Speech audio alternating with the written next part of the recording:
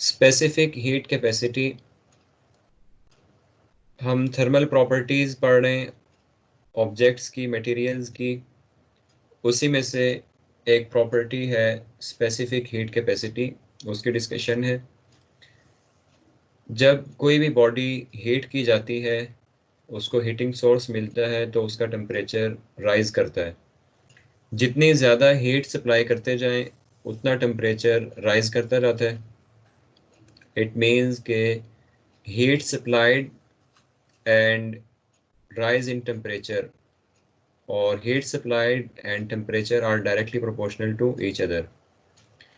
इसी के साथ साथ ये भी ऑब्जर्व किया जाता है कि जितना ज़्यादा मैस हो किसी ऑब्जेक्ट का,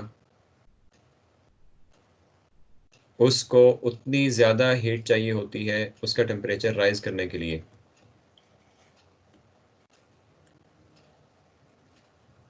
means greater the mass greater will be the amount of heat required.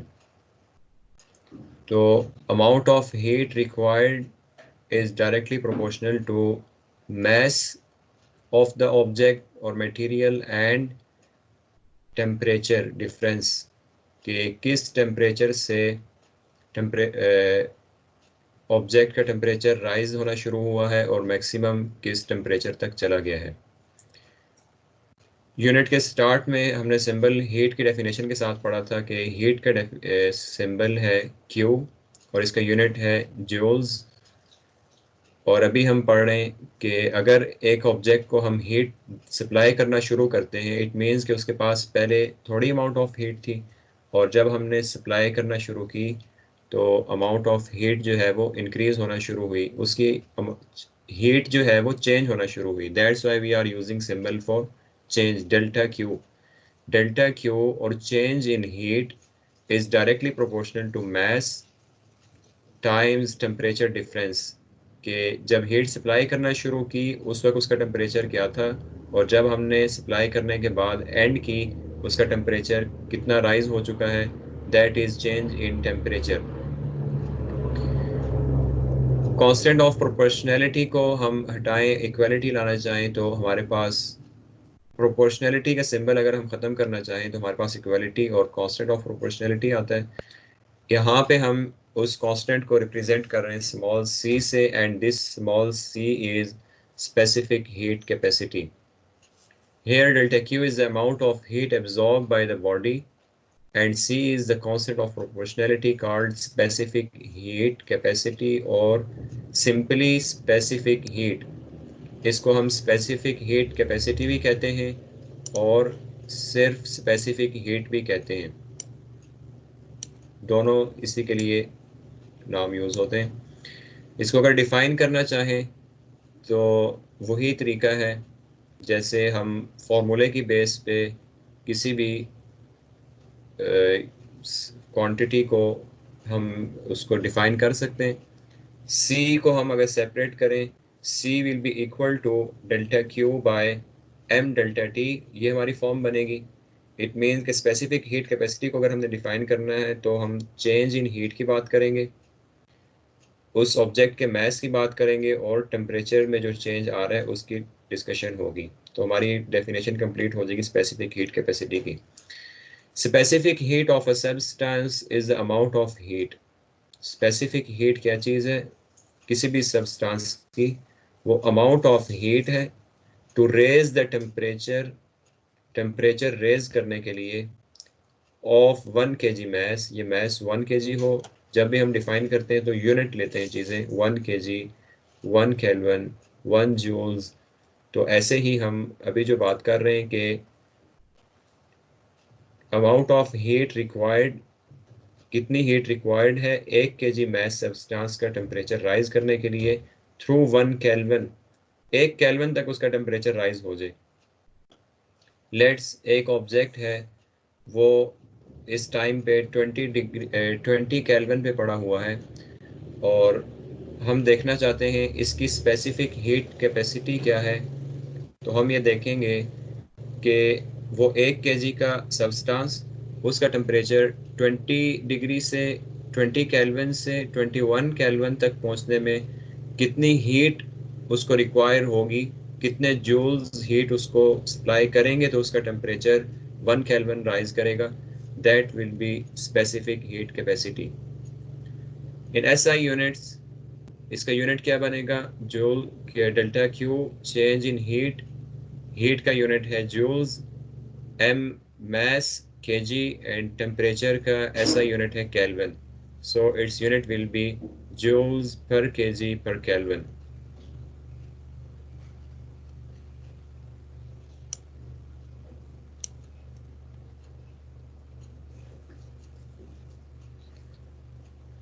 Different substances की स्पेसिफिक हीट कैपेसिटी डिफरेंट होती है। इट मीन्स के कुछ सब्सटेंसेस को हम थोड़ी सी हीट दें तो उनका टेम्परेचर फ़ौरन राइज कर सकता है। किसी सब्सटेंस को हमने 100 जूल्स हीट दी है तो हो सकता है उसका टेम्परेचर 1 केल्विन राइज कर जाए, और कोई सब्सटेंस ऐसा हो सकता है कि हम उसको 1000 जूल्स हीट दें तब जाके उसका टेम्परेचर 1 केल्विन राइज करें। इट मीन्स कि हर सब्सटेंस की specific heat capacity will be different. यहाँ पे टेबल में कुछ स्पेसिफिक हीट कैपेसिटीज दी हुई हैं, you will underline bricks. Bricks की स्पेसिफिक हीट कैपेसिटी है 900। इट मीन्स के 900 जूल्स हीट हमें चाहिए होगी 1 kg ब्रिक का टेम्परेचर 1 केल्विन राइज करने तक। इसी तरह आइस की अगर स्पेसिफिक हीट कैपेसिटी देखें 2100 जूल्स पर kg पर केल्विन। 2100 जूल्स 1 kg आइस को हीट हम सप्लाई करेंगे तो उसका टेम्परेचर 1 केल्विन राइज करेगा। आयरन 470, इसको हमने सिर्फ 470 जूल्स हीट दी है तो उसका टेम्परेचर राइज कर गया। इसका मतलब है कि जितनी स्पेसिफिक हीट कैपेसिटी कम है उतनी थोड़ी भी हीट हम उसको दे के उस ऑब्जेक्ट को थोड़ी सी भी हीट दें तो उसका टेम्परेचर जल्दी से राइज करना शुरू कर देगा। आयरन को आप देख सकते हैं कि उसका टेम्परेचर एकदम से राइज करना शुरू कर देता है जैसे ही हम उसको हीटिंग सोर्स दें, लेकिन आइस को हीटिंग सोर्स दें तो उसका टेम्परेचर बहुत आहिस्ता से राइज करता है because it has high specific heat capacity.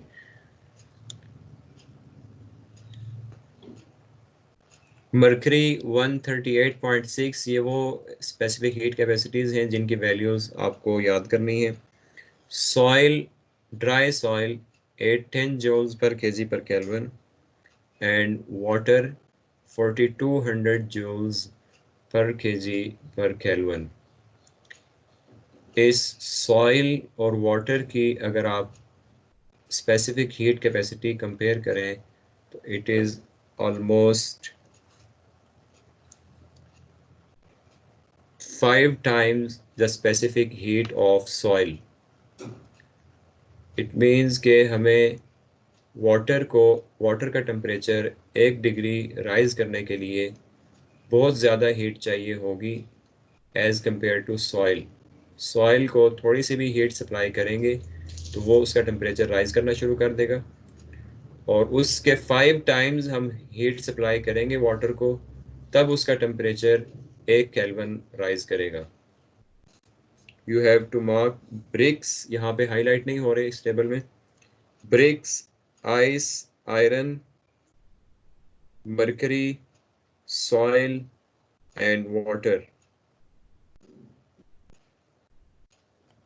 Any question from this discussion?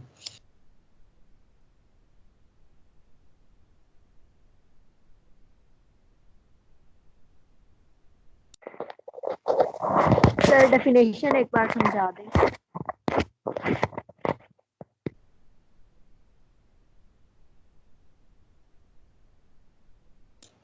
Specific heat capacity की डेफिनेशन है, आपको बताया है कि फार्मूले को ही, जो टर्म्स फार्मूले में आ रही हैं, फिजिकल क्वांटिटीज़ आ रही हैं, उन्हीं को यूज़ करते हुए हम डेफिनेशन बनाएंगे।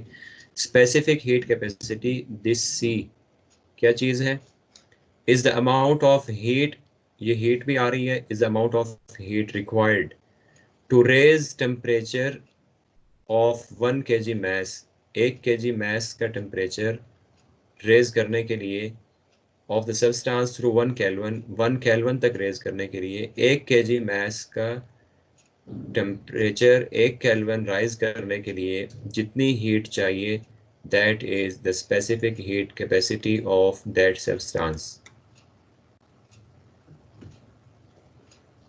ओके। अबूजर यही डेफिनेशन एक्सप्लेन करें, बल्कि शहरयार आप एक्सप्लेन करेंगे।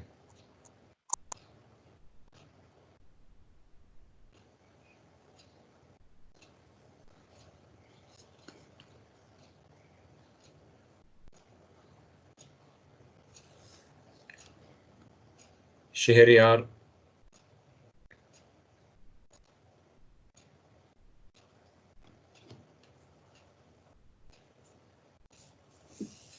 शहरयार माइक ऑन करें और आंसर करें।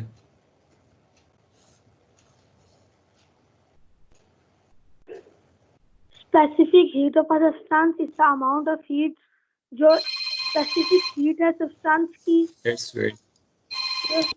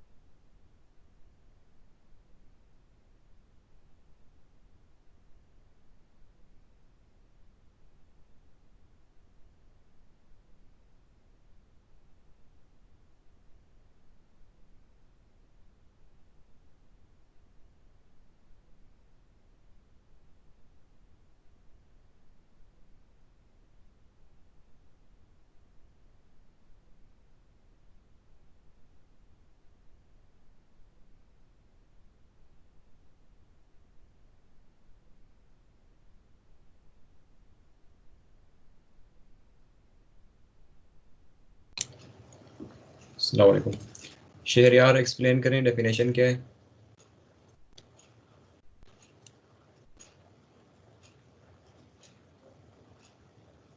specific heat of a substance substance की जो specific heat है is the amount of heat required to raise the temperature of 1 kilogram जो heat की amount है जो उसको जरूरत है उसको बढ़ाती है 1 kg उसके टेम्परेचर तक 1 kg mass of the substance through 1 Kelvin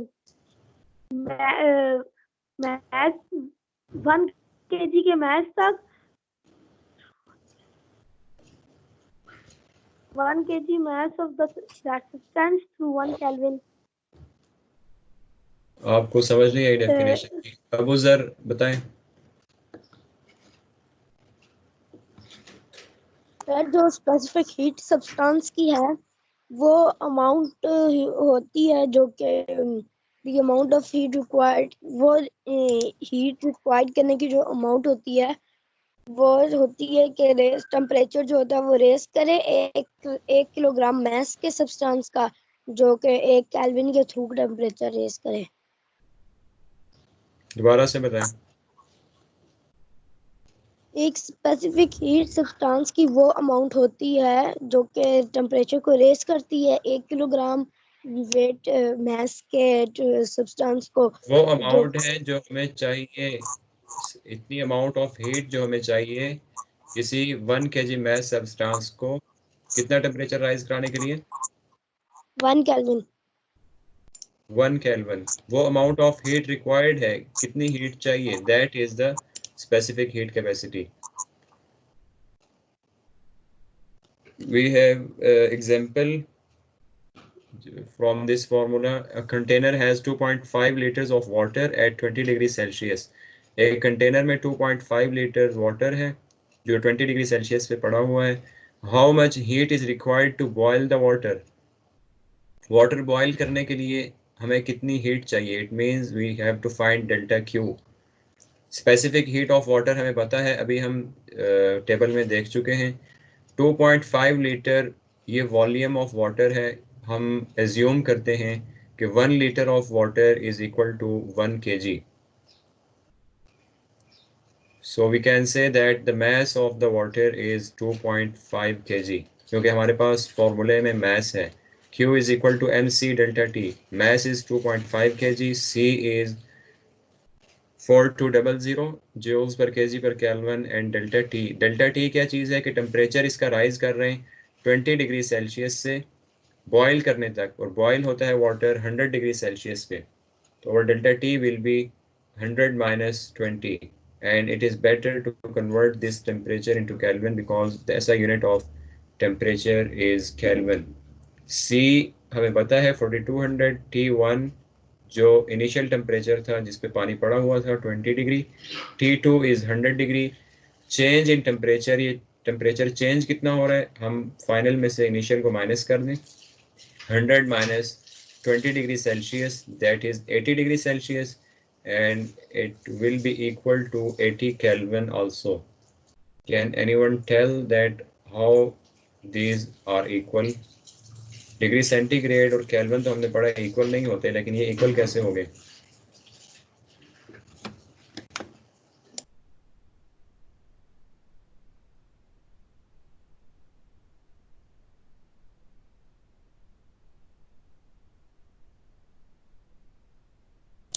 हमने टेम्परेचर के स्केल्स पढ़े हैं और उसमें ये पढ़ा है कि केल्विन और यस आंसर करें।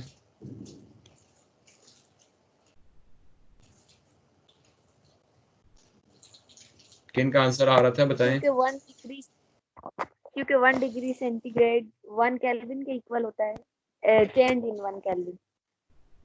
हाँ, चेंज की बात है, चेंज दोनों में सेम होना है। इसको अगर हम कन्वर्ट भी कर लेंगे ना, अभी इसको मैं बोर्ड पे सॉल्व करा के भी आपको दिखा देता हूँ कि चेंज जो है वो दोनों का बराबर है। दोनों में डिवीजन एक जैसी चल रही है, 100 में डिवाइड किया हुआ था अपर और लोअर फिक्स पॉइंट को, तो चेंज दोनों में बराबर आना है। 1 degree Celsius change will be equal to 1 kelvin change in temperature. That's why हम ये कह रहे हैं कि 80 degree Celsius is equal to 80 kelvin. This is a change, this is not the one temperature. अगर हम बात करें 100 डिग्री सेल्सियस जो हमारा फाइनल टेम्परेचर है, this is not equal to 100 kelvin, it will be equal to 373 kelvin. इसी तरह ये 20 डिग्री सेल्सियस ये डायरेक्टली इक्वल नहीं होगा क्योंकि ये एक टेम्परेचर है, और जब हमने इन दोनों का डिफरेंस ले लिया, चेंज हम देख रहे हैं, तो वो चेंज हमें केल्विन में और सेंटीग्रेड में सेम मिलेगा।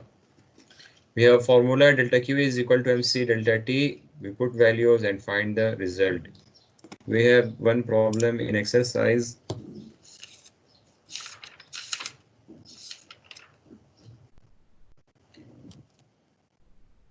Problem number 8.5.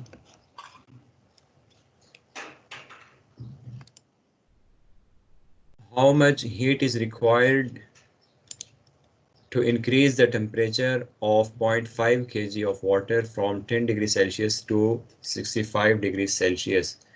वाटर का टेम्परेचर 10 डिग्री से 65 डिग्री सेल्सियस तक राइज किया है और 0.5 kg वाटर है। हमने बताना है कि कितनी हीट हम सप्लाई करेंगे उसको तो उसका टेम्परेचर राइज करेगा। Let's come on the board.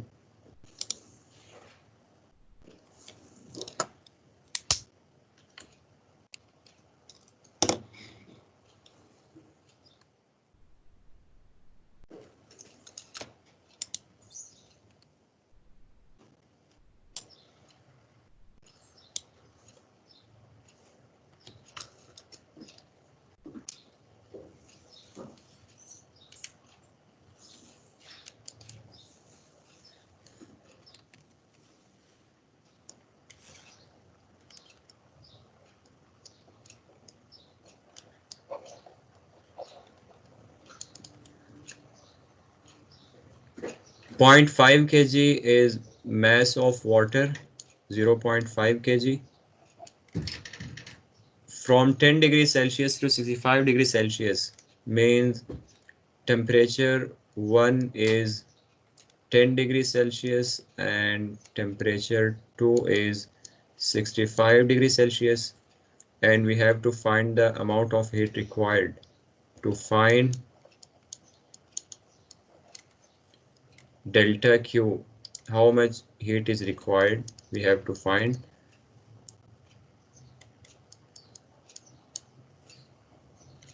Formula अभी हमने पढ़ा है delta Q equals MC delta T and it is equal to T delta. अभी हम चलो डिस्कस कर लेते हैं। C की वैल्यू हमें पता है वाटर है, हमें स्टेटमेंट में बताया हुआ है water, so we must know that C is equal to 4200 joules per kg per Kelvin।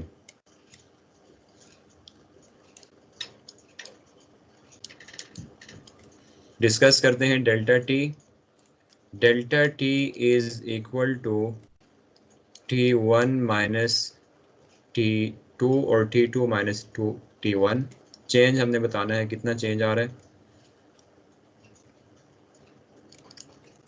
T2 is 65 minus 10 which is equal to 55 degrees Celsius. This is delta T and we can say that it is equal to 55 Kelvin।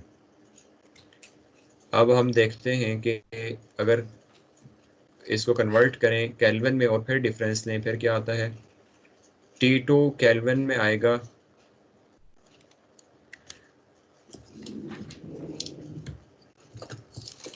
Shahryar answer बताएं। T2 kelvin में क्या बनता है।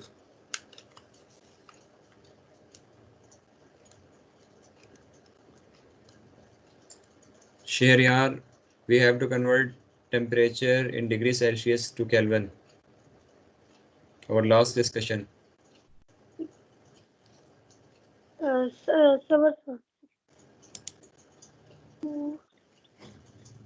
Sir, 338 इधर लिखवाएं मुझे 65 plus what 273 which is equal to 338 Kelvin and 10 degrees Celsius is equal to 10 plus 273 which is equal to 283 Kelvin. 33. And now we calculate delta T in Kelvin. Shahryar value लिखवाएं। 338 Kelvin plus minus 283 Kelvin minus 283 plus Kelvin होगा minus होगा minus sir minus होगा 55 आ रहा है sir 55 kelvin. It means के हम difference centigrade में ले रहे हैं या केल्विन में ले रहे हैं, it is same. Now let's come to the formula. Delta Q is equal to MC delta T, mass is 0.5 kg, C is 4200 joules per kg per Kelvin and delta T is 55. Shahryar, what's the result? Sir, 115500. 115500, and what's the unit? Joules. Joules. So the amount of heat required to increase the temperature of water from 10 degrees Celsius to 65 degrees Celsius is 115500. 115.5 kilojoules. Kilo joules में भी लिख सकते हैं, joules में लिख सकते हैं, mega joules में लिख सकते हैं। समटाइम्स आपको स्पेसिफिक बता दिया होता है इस यूनिट में बताएं इस प्रीफिक्स के साथ। अच्छा, इस प्रॉब्लम की एक और चेंजिंग क्या आ सकती है, इसी 10 डिग्री सेल्सियस को यहाँ पे इसके बजाय दे दें डिग्री फ़ारेनहाइट में।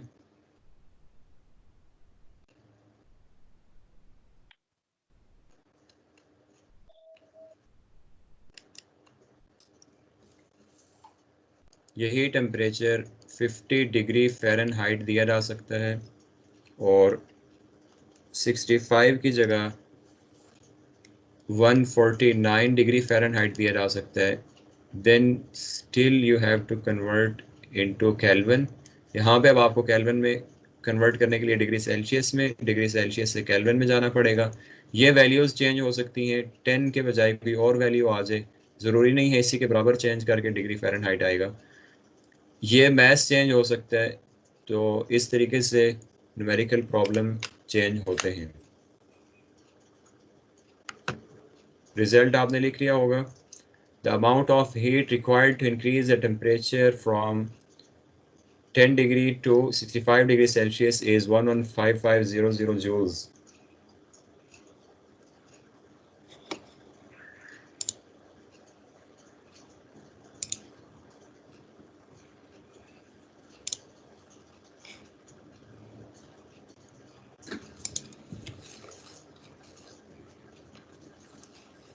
सर हमने 8.3 और 8.4 नहीं करे। वो इस टॉपिक से रिलेटेड नहीं है, हमारे टॉपिक से रिलेटेड जो क्वेश्चंस हैं वो डिस्कस कर रहे हैं।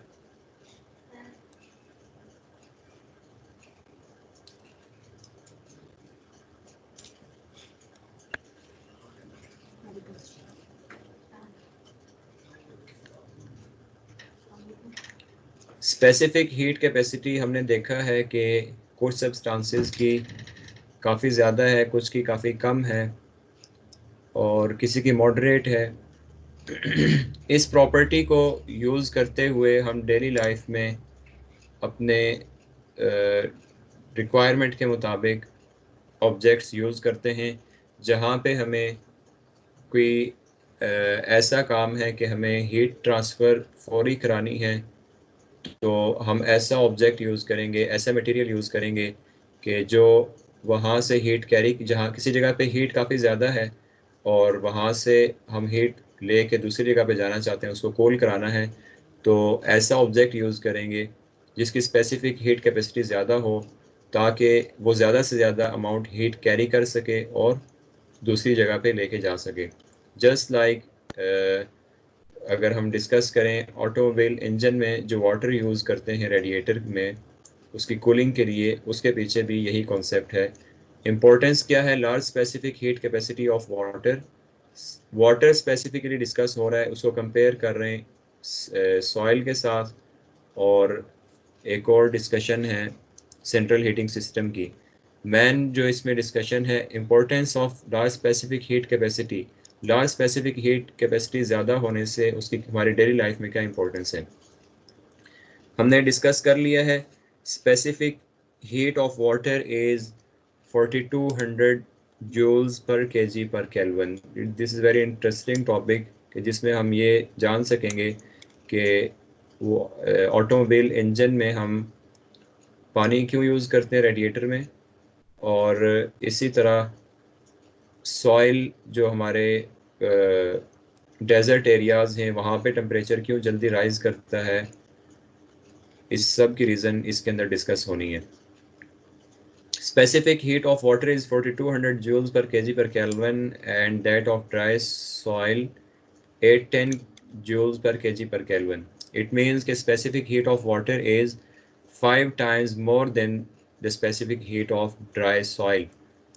अब जिस सब्सटेंस की स्पेसिफिक हीट ज़्यादा है उसका टेम्परेचर 1 केल्विन राइज होने में काफ़ी टाइम लगेगा। उस वक्त तक वो हीट अपने अंदर स्टोर करता रहेगा।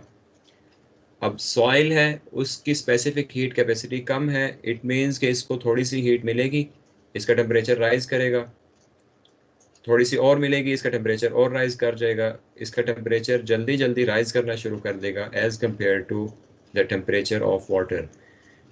As a result, the temperature of soil would increase 5 times more than the same mass of water by the same amount of heat. एक जैसी हीट हम सप्लाई करें सॉइल को और वाटर को तो सॉइल का टेम्परेचर 5 टाइम्स ज़्यादा इंक्रीज करेगा। जब वाटर का टेम्परेचर 1 डिग्री राइज किया है, 20 से 21 हुआ है, उस वक्त तक सॉइल का टेम्परेचर 20 से 25 हो जाएगा।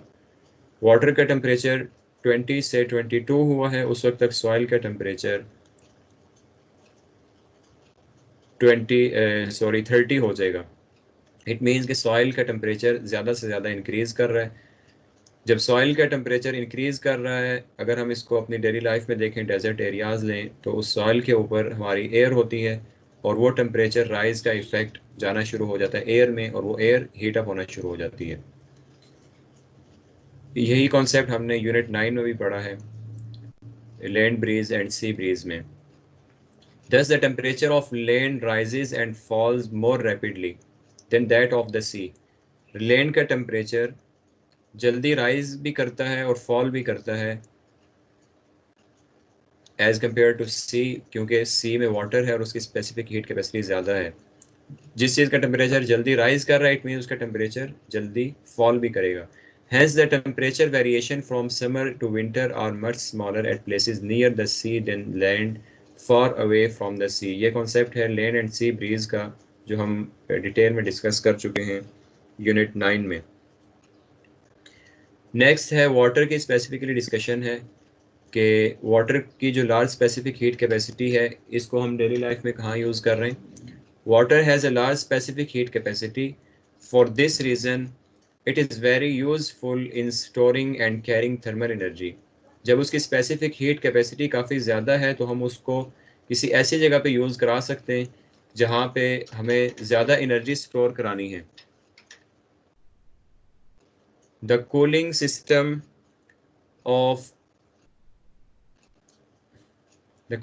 of automobiles uses water to carry away unwanted thermal energy.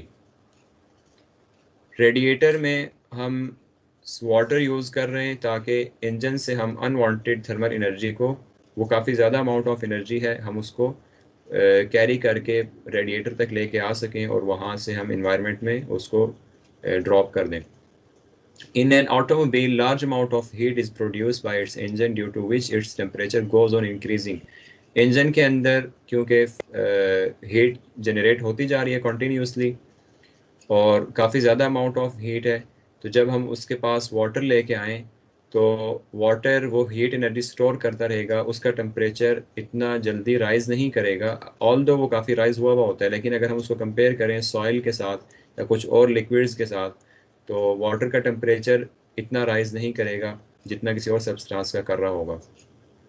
तो वो टेम्परेचर राइज़ नहीं करेगा तो हीट उसके अंदर स्टोर होती जाएगी, वो स्टोर हुई हुई हीट हम रेडिएटर में ले आते हैं और वहाँ से एयर फ्लो के साथ उसका टेम्परेचर ड्रॉप करा देते हैं। The engine would seize unless it is not cooled down. Engine seize हो जाए, ब्लॉक कर जाए कि अगर उसको कूल ना किया जाए। Water circulating around the engine as shown by arrows maintains the its temperature.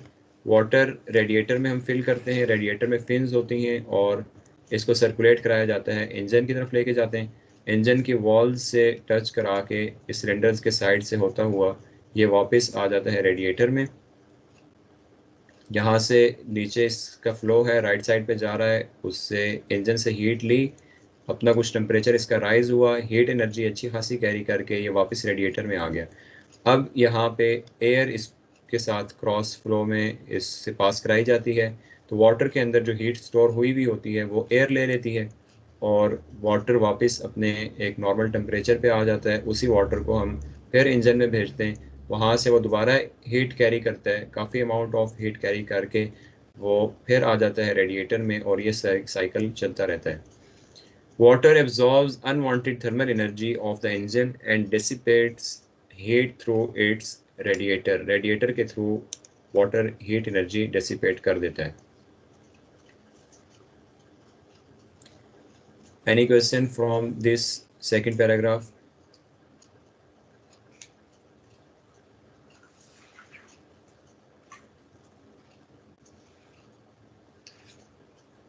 Central heating system जो है हमारे मॉल्स में, शॉपिंग मॉल्स में या बड़ी बिल्डिंग्स में लगे होते हैं, उसमें भी ऐसा ही कॉन्सेप्ट है कि एक मटेरियल, एक सब्सटेंस, कोई लिक्विड एक जगह से हीट कैरी करता है और दूसरी जगह जाके उसको ड्रॉप कर देता है through pipes and using radiator. In central heating system, hot water is used to carry thermal energy through pipes from boiler to radiators. These radiators are fixed inside the house at suitable places. Heating के लिए हम radiator को room के अंदर रखते हैं और दूसरी साइड पे बॉयलर होता है, वहाँ से हॉट वाटर आता है रूम में और रूम को हीट करके खुद कूल होके वापस बॉयलर में चला जाता है, वहाँ से फिर इसकी हीटिंग होती है, हीट करके हॉट वाटर फिर रूम में आता है और ये सर्कल चलता रहता है और रूम जो है वो हीट अप हो जाता है। 3 एप्लीकेशंस हमने पढ़ी हैं, लेट्स कंप्लीट इट। 3 एप्लीकेशन हमने पढ़ी हैं, एक सॉइल की, सेकंड वाटर की and third central heating system की। वाटर की जो एप्लीकेशन है दैट्स वेरी इंपॉर्टेंट, कई दफ़ा डिफरेंट टाइप के क्वेश्चन इससे आ चुके हैं। जी क्वेश्चन करें। सर ये बॉयलर के साथ जो नीचे फैन सा लगा हुआ है जी क्या है? ये पंप है जो इस वाटर को सर्कुलेट कर,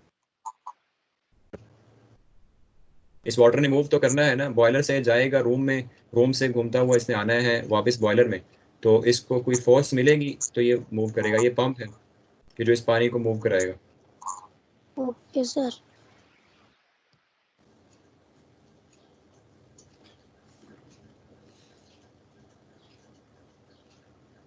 any other question?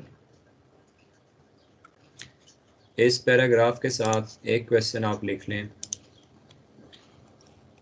why water is used in cooling system of automobiles?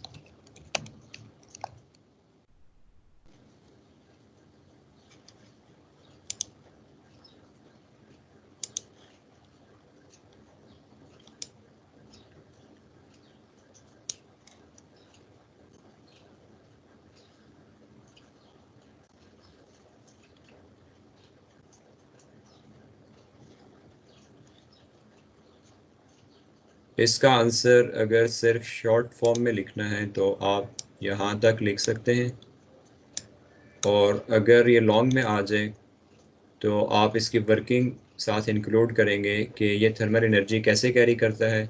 यहाँ पे आप हेडिंग दे दें working.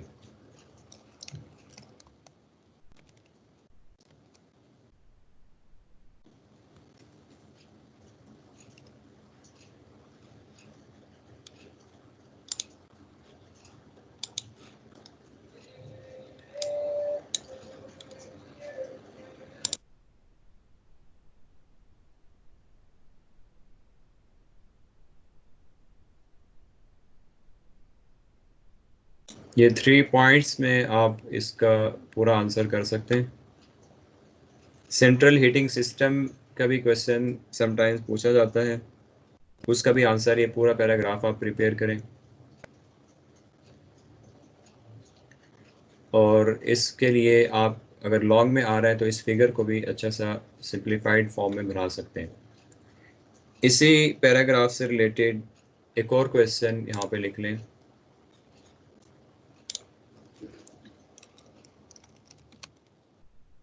How does water cool down the automobile engine?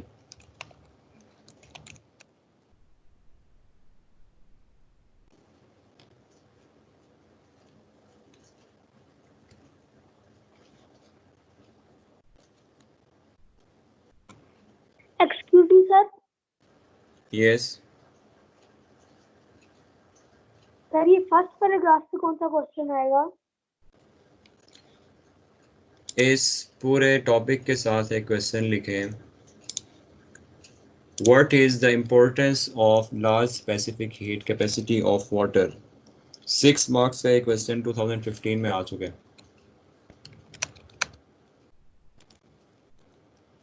Long question है ये, 3 paragraphs as it is discuss होंगे। ये जो क्वेश्चन लिखा है short, how does water cool down the automobile engine, इसमें ये वर्किंग लाजमी आनी चाहिए।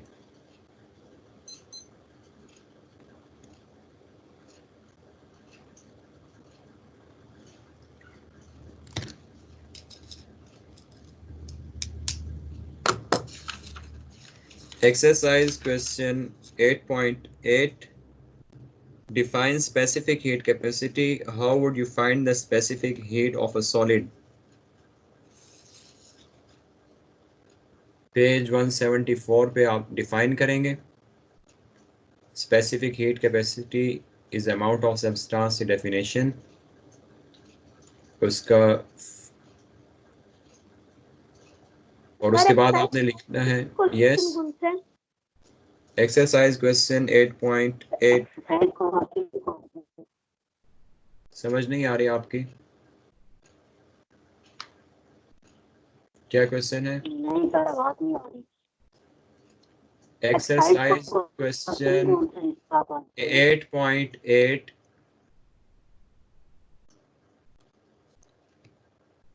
डिफाइन करना है स्पेसिफिक हीट कैपेसिटी को और बताना है हम कैसे फाइंड कर सकते हैं।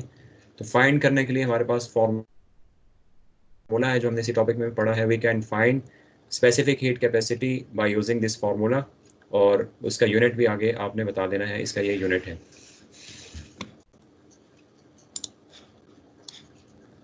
ये लाइन आपने ऐड करनी है। We can find the specific heat capacity of any substance by using this formula.